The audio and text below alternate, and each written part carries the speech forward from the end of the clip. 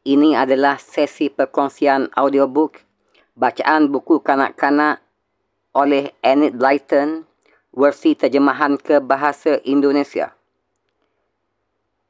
Siri cerita-cerita teladan untuk kanak-kanak, gadis kaya yang sombong dan cerita-cerita lain. Gadis kaya yang sombong dan cerita-cerita lain.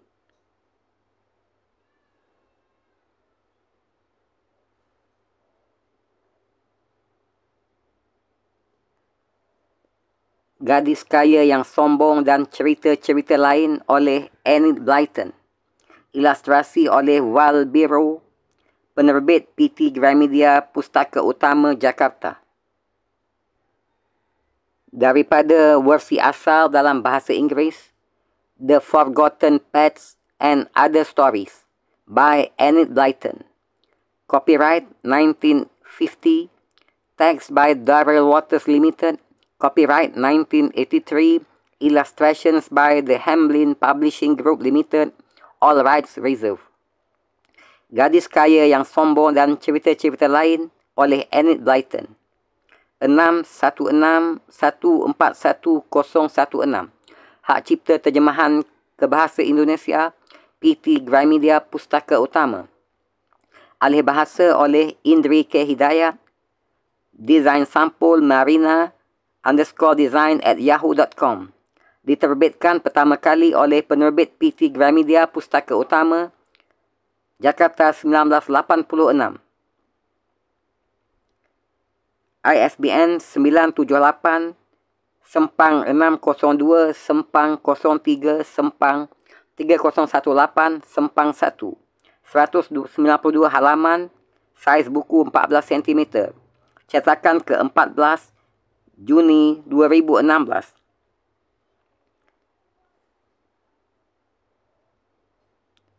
Binatang-binatang yang terlantar. Binatang-binatang yang terlantar. Eileen dan Fred mempunyai banyak sekali binatang peliharaan, tetapi mereka kurang sayang kepada binatang-binatang itu. Mereka mempunyai seekor kelinci, Arnab. Kandangnya besar sekali. Burung kenari mereka berwarna kuning dan dikurung di dalam sebuah sangkar. Di samping kelinci dan kenari, Eileen dan Fred juga mempunyai seekor anjing. Anjing mereka pun mempunyai kandang yang bagus. Walaupun begitu, kelinci, kenari dan anjing itu tak pernah merasa bahagia. Kandangku berbau, ucap si kelinci. Sudah berhari-hari tidak dibersihkan. Air minumku sudah habis, celoteh si burung kenari. Eileen lupa lagi mengisi tempat minumku. Alangkah senangnya kalau kandangku diberi jerami, si anjing berkata. Aku selalu kedinginan pada malam hari. Gug, gug, bawakan aku jerami. Kerana tidak begitu sayang kepada binatang-binatang peliharaan mereka, Eileen dan Fred kurang memperhatikan binatang-binatang itu dan tidak memelihara mereka sebagaimana seharusnya. Anak-anak yang tidak sayang binatang seharusnya tidak diberi binatang peliharaan. Binatang yang mereka pelihara hanya akan ditelantarkan sahaja. Pada suatu hari, si kelinci memberi khabar kepada peri kecil sahabatnya yang tinggal di negeri dongeng. Tolonglah aku.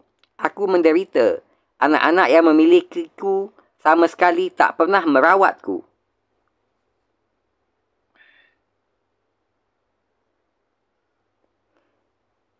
Peri-peri itu segera memanggil beberapa orang temannya dan mereka pun berunding, membuat rencana. Keesokan harinya, mereka menemui Eileen dan Fred ketika pulang dari sekolah.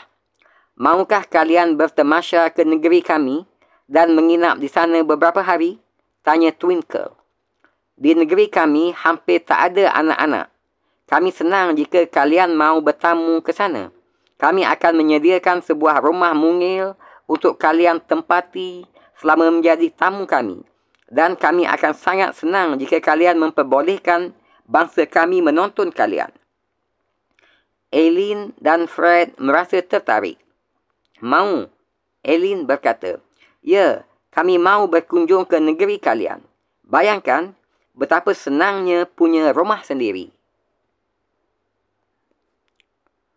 Oh, kalian akan kami beri juga piring dan cangkir bertuliskan nama kalian masing-masing, kata Twinkle. Bukan main, seru Fred. Kita akan jadi semacam binatang peliharaan. Tentu, Twinkle menyahut. Kami akan memelihara kalian baik-baik dan takkan melupakan kalian sama sekali. Aileen dan Fred dibawa ke negeri dongeng. Mereka langsung diajak ke sebuah rumah mungil yang bagus. Rumah itu terdiri daripada 2 ruangan. Di salah satu ruangan, perapian dinyalakan kerana hari sangat dingin. Di ruangan lainnya, ada 2 buah tempat tidur. Di atas masing-masing tempat tidur itu hanya terdapat sebuah selimut. Oh, selimutnya hanya satu. Kami pasti kedinginan nanti malam, Fred berkata. Jangan khawatir, nanti ku bawakan beberapa helai lagi, kata Twinkle. Coba lihat piring dan cangkir ini.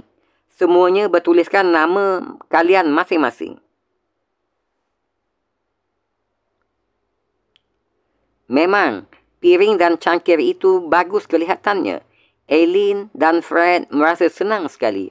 Mereka keluar, melihat-lihat kebun di sekeliling rumah mungil yang mereka tempati. Pagar kawat nampak mengelilingi rumah dan halamannya. Pintunya hanya satu di bahagian depan. Tetapi, pintu itu terbuat dari besi yang kuat dan diberi gembok. Diberi mangga kunci. Kalian akan kami kunci di dalam supaya tidak diganggu oleh orang-orang yang iseng, kata Twinkle. Nah, sekarang kami hendak memberitahukan bahawa kalian sudah berada di sini kepada peri-peri lain. Mereka tentu ingin melihat kalian dari luar pagar kawat ini. Kalian bolehlah bercakap-cakap dengan mereka dan menceritakan apa saja yang ingin kalian ceritakan. Hari pertama sangat mengesankan. Makanan yang disediakan sangat lezat dan disajikan di atas piring yang bertuliskan nama mereka. Tetapi, betapa dinginnya ketika malam tiba. Api di perapiannya padam. Di situ tidak tersedia batu bara, yakni arang batu atau kayu bakar cadangan. Di samping itu, Twinkle rupanya lupa membawakan selimut yang dijanjikannya. Mereka menggigil kesejukan. Kita panggil saja Twinkle atau kita cari dia, kata Aileen. Mereka berteriak-teriak memanggil Twinkle, tapi tak seorang pun datang. Mereka mencuba membuka pintu pagar, tetapi pintu itu digembok. Akhirnya mereka kembali ke dalam rumah sambil berharap lilin mereka yang tinggal satu-satunya itu bisa bertahan sampai besok pagi. Mereka kedinginan, tidak bisa tidur. Angin bertiup kencang, Aileen kehausan, tetapi setitis air pun tak dijumpainya di dalam rumah itu. Jengkel benar ia kepada Twinkle. Seharusnya Twinkle lebih memperhatikan kita, katanya. Dia berjanji hendak membawakan kita selimut tambahan, tetapi nyatanya tidak. Di samping itu, tak setitis air pun disediakan olehnya untuk minum kita. Kalau dia benar-benar ingin kita seperti binatang peliharaan, seharusnya dia merawat kita dengan baik. Binatang peliharaan tak dapat merawat dirinya sendiri. Keesokan harinya, Aileen dan Fred menunggu-nunggu Twinkle. Setelah lama menunggu, Twinkle pun datang. Tetapi dia tidak membawa banyak makanan. Maaf, makanannya agak kurang, katanya. Nanti ku bawakan yang lebih enak dan lebih banyak. Apa? Kalian ingin minum? Baiklah, ku bawakan nanti. Tapi sekarang,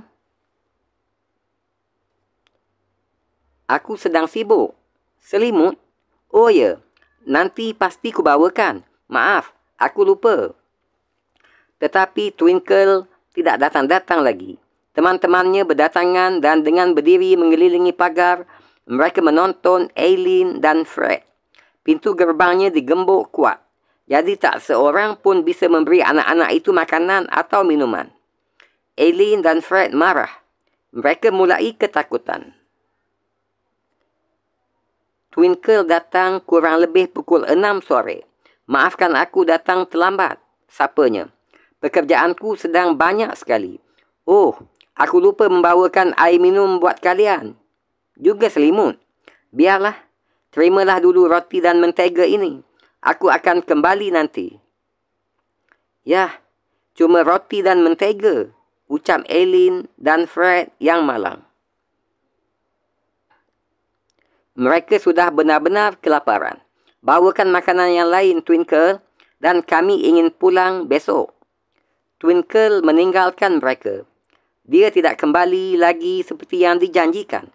Aileen dan Fred kehausan. Mereka tak tahan lagi dan mulai menangis.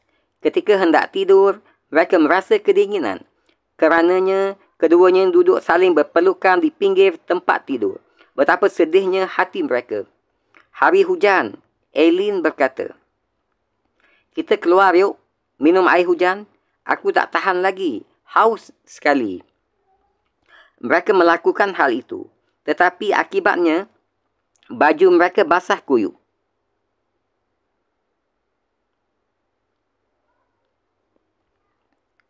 Dan tubuh mereka pun semakin kedinginan. Di dalam tak ada perapian sebab Twinkle lupa membawakan kayu bakar atau batu bara. Lilin sudah habis. Gelap dan dingin suasana di dalam rumah yang tadinya hangat dan menyenangkan. Ini sih bukan dipelihara namanya, sedu Aileen. Mereka melupakan kita. Kita diterlantarkan. Mereka tidak memberi kita makanan yang layak. Dan kita dibiarkan kedinginan. Orang-orang seperti itu tak pantas punya binatang peliharaan.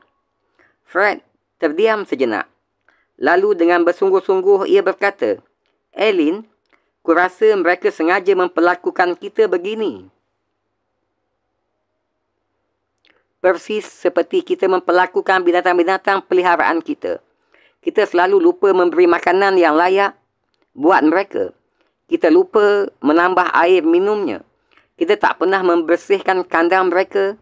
Dan kita tak pernah memberi Rover, anjing kita, jerami untuk menghangatkan kandangnya. Betapa kasihannya dia. Aileen selalu kedinginan setiap malam. Oh, sahut Aileen. Ya, kasihan benar si Rover. Fred, sekarang aku tahu bagaimana rasanya berada di kandang dan tak bisa merawat diri. Lalu dilupakan oleh pemilik kita. Tak diberi makan dan minum.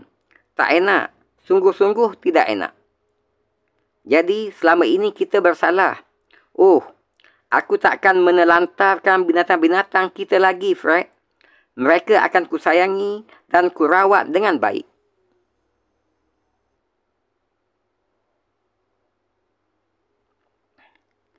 Begitu selesai Aileen berbicara, sesuatu yang aneh terjadi. Tiba-tiba saja ia merasa hangat. Dan ketika dia meraba-raba sekelilingnya, dia pun menjerit gembira. Fred, aku tidak lagi berada di rumah kecil yang dingin dan gelap itu. Aku berada di tempat tidurku sendiri, di rumah. Bagaimana semuanya ini bisa terjadi? Mereka tak pernah tahu bagaimana kisahnya, hingga mereka bisa berpindah dari negeri orang kerdil ke tempat tidur mereka sendiri di rumah dalam tempoh yang sekejap. Aku pun tak tahu bagaimana ceritanya. Yang ku tahu hanyalah bahawa begitu mereka sadar akan kesalahan mereka, mereka berada kembali di rumah. Sejak itu mereka tak pernah menelantarkan lagi binatang-binatang peliharaan mereka. Sukar rasanya melupakan perasaan mereka ketika berada di negeri dongeng itu. Aileen dan Fred sangat menyayangi binatang-binatang mereka sekarang. Mereka merawat masing-masing binatangnya dengan baik dan teliti. Untung saja Twinkle memberi pelajaran kepada kedua anak itu. Sehingga bertemu lagi dalam sesi perkongsian selanjutnya, insya-Allah. Semoga dapat sedikit sebanyak kita ambil manfaat dan pelajaran daripada cerita teladan ini, insya-Allah. Sehingga jumpa lagi. Terima kasih.